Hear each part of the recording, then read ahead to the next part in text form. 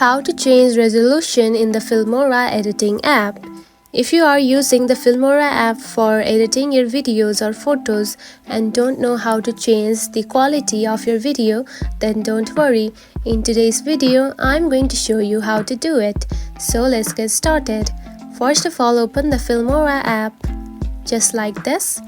After opening the app, make sure you have added the photo or video that you want to edit. Now you can see I have added the video that I want to edit. Now edit your video however you would like to edit it, just like this. Then to change the resolution, tap on to export right here. Tap on it. Then here you can find the settings. Now tap on to this arrow right here. Now here you can find the resolution option right here. Now to choose the resolution, simply tap on one of it, just like this. And after doing that, simply your resolution will be changed and simply export your video. And that's it. This is how you can change resolution in the Filmora app.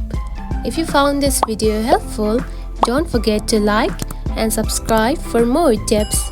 Thanks for watching.